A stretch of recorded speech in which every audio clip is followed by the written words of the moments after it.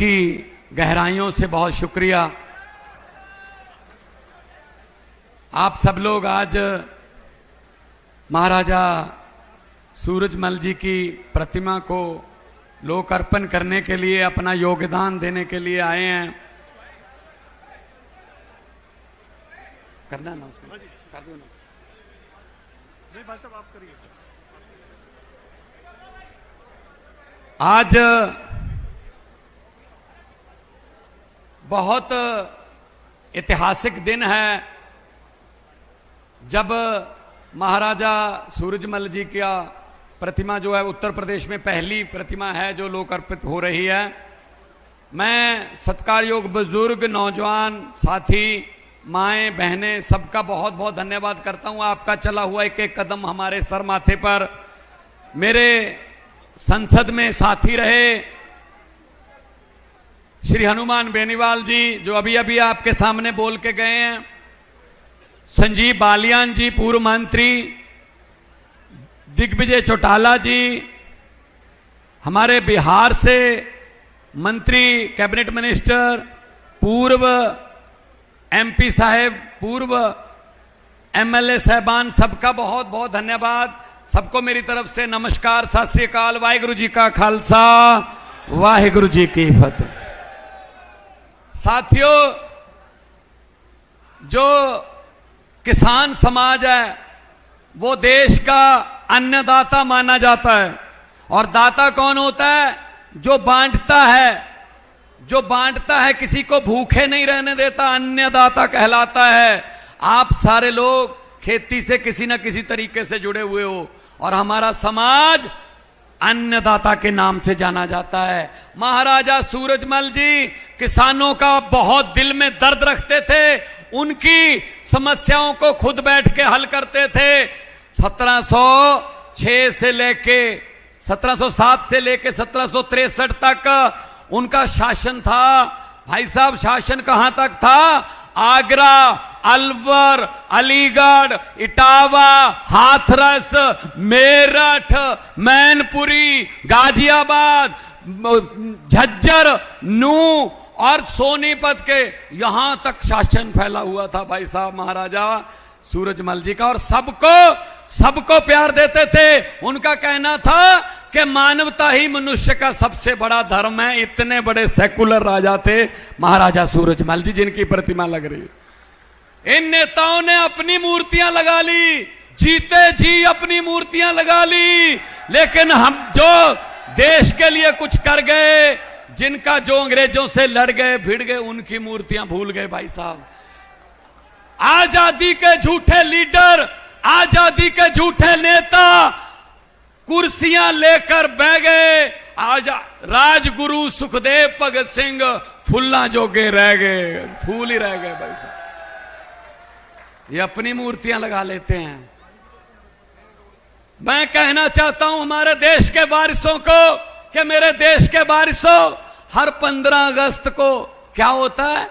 हर 15 अगस्त को लाल किले से तत्कालीन प्रधानमंत्री एक बुलेट प्रूफ शीशे में खड़ा होकर कह रहा होता है आजादी क्या होती है, हमें समझा रहा होता है। खुद बुलेट प्रूफ शीशे में खड़ा होता है। वही, जब से मैंने होश संभाला, वही भाषण, वही आतंकवाद पर चिंता व्यक्त, गरीबी पर थोड़ी ज्यादा चिंता व्यक्त, महंगाई पर सबसे ज्यादा चिंता व्यक्त। चलो जी, ये था 15 अगस्त बस। अरे मेरे देश के वारिसों, अब तो लाल किले के कबूतरों को भी भाषण याद हो गए होंगे। अगर हमारी किस्मत नहीं बदल सकते, भाषण तो बदल लो यार। भाषण तो कोई नया रख लो। भाषण भी सेम ही चल रहा है, क्योंकि बारी बारी आते हैं, 5 साल तू, 5 साल मैं आ गया, मैं तुझे कुछ नहीं कहूंगा, तू आ गया, तू मुझे कुछ मत कहना। चल गई बारी, चली गई बारी, चल रही। और बेनीवाल जी सच बोलते हैं, इसीलिए आप उनको सुनने आते हैं जब पार्लियामेंट में बोलते हैं। मैं भी था, हमको टाइम कम मिलता था। एक बार क्या, ये समाज वो समाज, बड़ा दिन का डिबेट चल रही है, आधी रात होने वाली, 10 साढ़े 10 बज गए। मैंने कहा जी मैं भी बोलूंगा स्पीकर साहब। कहते छोटी पार्टियों के लिए टाइम नहीं है।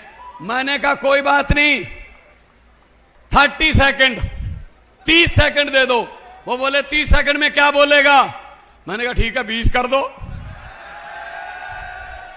20 सेकंड। कहते ठीक है, आपका समय शुरू होता है अब। मैंने कहा स्पीकर साहब, आज सुबह से जो समाज से समाज वो समाज की बात चल रही है, किसी ने सेकुलर की बात नहीं की, इकट्ठे करने की। मैं ये कहना चाहूंगा कि लंबे सफर को मीलों में मत बांटिए, कौम को कबीलों में मत बांटिए। एक बहता दरिया है मेरा भारत देश, इसको नदियों और झीलों में मत बांटिए। भाई साहब, बात कहनी हो तो 20 सेकंड में भी कह सकते हो, 2 घंटे के भाषण जरूरी नहीं होते। आप लोग आए हो, आप लोग। पंजाब में 16 मार्च 2022 को सरकार बनी। मैंने अफसरों को बुलाया, सभी अफसरों को बुलाया मैंने। मुख्यमंत्री की ओथ लेने के बाद मैंने कहा अभी आपका दफ्तर कितने बजे चलता है, आपका दफ्तर का टाइम क्या है? बोले जी गर्मियों में 9 से 5, सर्दियों में 10 से 6, 8 घंटे दफ्तर है। मैंने कहा आपके दफ्तर का टाइम बदलने वाला हूं अब मैं। कहते जी कौन सा टाइम रहेगा? मैंने कहा रात के 1:30 बजे से 8 घंटे पूरे कर लो, 9:30 बजे, रात के 1:30 से 9:30 तक आप दफ्तर में आओगे, पूरा दिन सोते रहना। शाबाश, टाइम बदल देते हैं। कहते जी ये तो गड़बड़ हो जाएगी बहुत। मैंने कहा क्या गड़बड़ हो जाएगी? कहते रात को कोई दफ्तर नहीं चलता। मैंने कहा दफ्तर चलते हैं रात को, आप लोगों को पता ही नहीं चलता। कहते कौन से दफ्तर चलते हैं? मैंने कहा अरे किसानों का दफ्तर खेत है, उसका खेत। अरे 1:30 बजे बिजली देते हो, फिर 2 बजे, फिर चली गई 3 बजे। अरे उसका दफ्तर रात को 1:30 बजे चलता नहीं है क्या? खाना नहीं खाते वो, फिर भी अन्न उगाता है। मैंने कहा जा तो अपना दफ्तर का टाइम 1:30 बजे कर लो, वरना किसानों का, जाट समाज का भी टाइम जो है वो अपने दफ्तर वाला करो। 9 बजे से लेकर शाम के 5 बजे तक बिजली देंगे। आज पंजाब में फोन करके पूछ लेना, रिश्तेदारियां होंगी, दोस्त मित्र होंगे आपके। सुबह 9 बजे बिजली आती है, बिजली बिल्कुल मुफ्त है जी। खेतों की बिजली का कोई बिल नहीं आता। सुबह 9 बजे जाते हैं, मोटर चलाते हैं, ट्यूबवेल चलाते हैं, शाम को 5 बजे बंद कर देते हैं कि ये कौन सा कुंभ का मेला है, कल फिर चला लेंगे, इसमें कौन सी बड़ी बात है। बिजली आम है, बिजली आम है। कारण नीयत सच्ची है, सच्ची नीयत से काम होते हैं भाई साहब, वरना यहां तो बहुत शासक आए। अरे हुकूमत वो करते हैं जिनका दिलों पर राज होता है, हुकूमत वो करते हैं जिनका दिलों पर राज होता है। यूं कहने को तो मुर्गे के सर पे भी ताज होता है। कहने की बातें तो बहुत है भाई साहब, अब नेताओं पर यकीन ही नहीं रहा, क्या करें, इन पर यकीन उठ गया हमारा। 80 साल हो गए देश को आजाद हुए, 80 साल, 80 साल हो गए देश को आजाद हुए भाई साहब। ये अमेरिका वाले, ये यूएसए वाले, ये इंग्लैंड वाले, ये जर्मनी वाले, ये चांद पर जाके वापस आ गए। मंगल ग्रह पर प्लाट काटने की स्कीमें बना रहे हैं, मंगल ग्रह पर कॉलोनी काटेंगे। और हम 80 साल हो गए, हमसे अभी शहरों के सीवरेज के ढक्कन पूरे नहीं हुए भाई साहब। वहीं खड़े हैं बस, शमशान घाट, शमशान ठीक कर दो, ये हमारा टोबा छप्पर ठीक कर दो, ये अपना सीवरेज के ढक्कन ठीक कर दो, यहीं रोक के रखा है। जानबूझकर हमको अनपढ़ रखा है हमारे बच्चों को, क्योंकि इन नेताओं को पता है अगर गरीब का बच्चा पढ़ लिख गया वो नौकरी पे लग जाएगा, नौकरी पे लग गया तो वो घर की गरीबी खत्म कर देगा, और गरीबी खत्म होगी तो इनके घरों के सामने, इनके महलों के सामने सुबह सुबह अर्जियां लेकर लिख के बिजली माफी, ये माफी, कर्जा माफी लेकर कौन जाएगा भाई साहब हाथ जोड़ने। इसलिए जानबूझकर ये हमको अनपढ़ रखते हैं। बच्चों को पढ़ाइए, बच्चों को पढ़ाइए। पंजाब में हमने स्कूल शानदार बना दिए, प्राइवेट स्कूल भी वैसे ही है, सरकारी भी वैसे ही है, आपकी मर्जी है। बच्चा सरकारी में पढ़ाना सरकारी में पढ़ा लो, प्राइवेट में पढ़ाना प्राइवेट में पढ़ा लो, लेकिन हाँ उधर फीस लगेगी, इधर फीस भी नहीं लगती भाई साहब। हमारे बच्चे अफसर बन के निकल रहे हैं, अब 4 सालों में इतना सुधार हो गया। इन नेताओं पर यकीन उठ गया हमारा। एक बड़ी अच्छी बात है, मैंने पता नहीं कौन सी किसी सीडी में मैंने बोला था जब मैं कलाकार के तौर पे काम करता था, भाई साहब बेनीवाल जी, नेता लोगों ने सोचा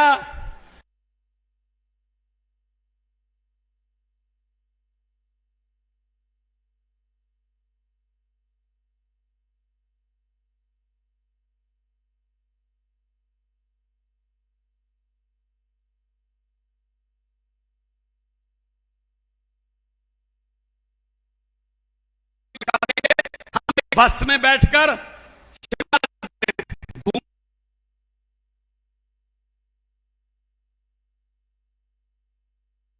किराए पे अंताक्षरी खेलते हुए जा रहे हैं। अचानक बस अंबाला के पास के बाद पंजाब में जब एंटर हुई, पंजाब में किसी सड़क के गड्ढे में बस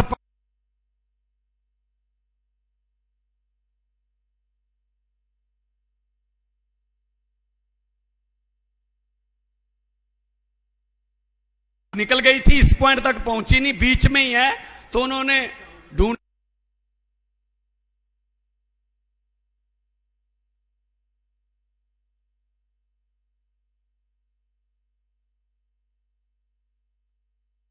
कि भाई साहब इस नंबर की और इस रंग की बस थी, आपने देखी? कहता हाँ।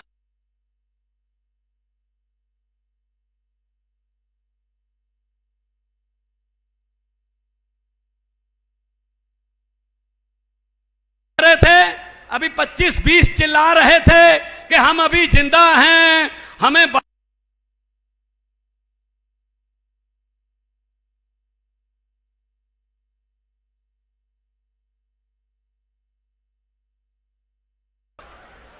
काबिल नहीं रहे कि ये जिंदा हैं, ये झूठ बोल रहे हैं कि जिंदा नहीं।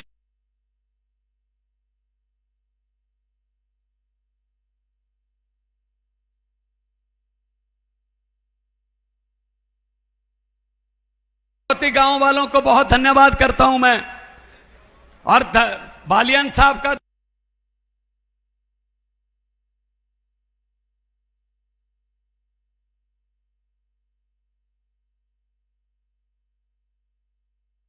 दी और देश को अंग्रेजों ने आजाद करवाया। ये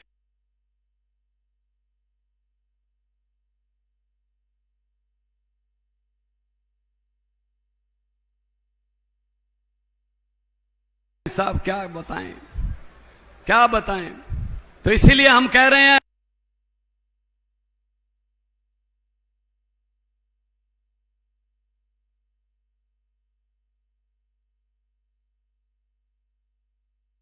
पाउडर देता है, तेल इससे खरीदो, तेल इससे खरीदो, बनना था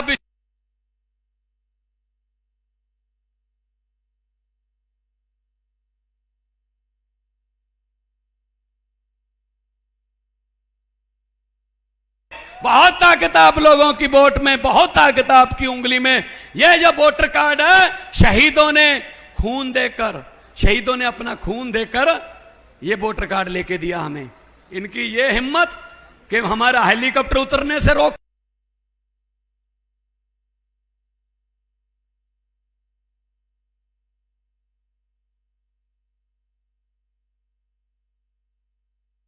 पत्ते नहीं जो शाख से टूट के गिर जाएंगे, आंधियों को कह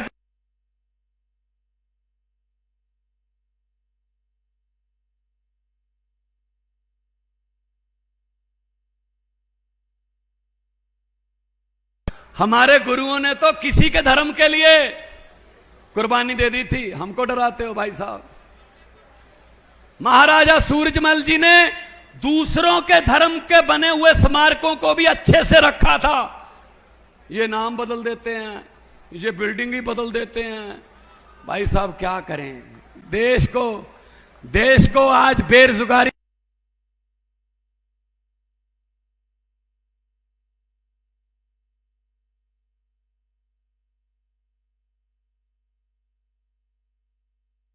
साहब थोड़ा सा कान बंद कर लीजिए, मोदी के बारे में बोलने लगा हूं।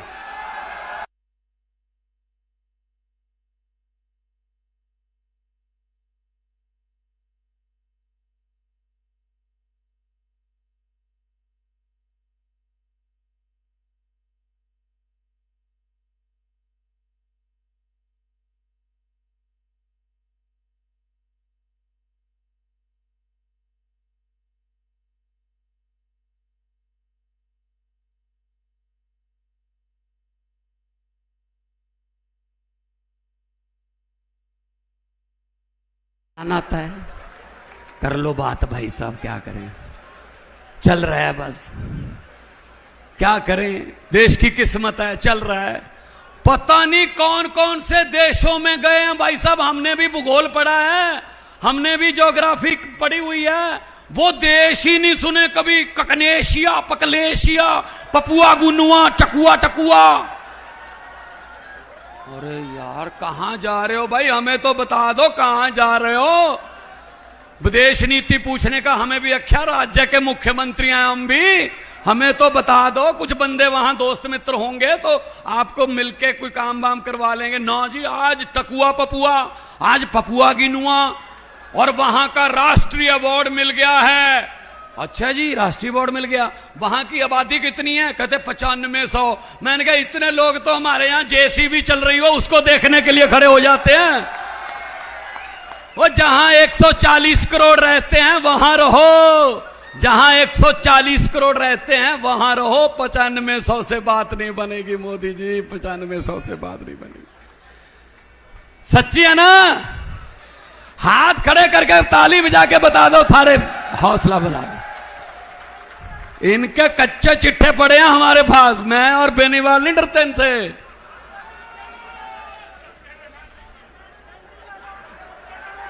संजीव बालिया ने कहा मैं भी नहीं डरता, अभी अभी कहा है।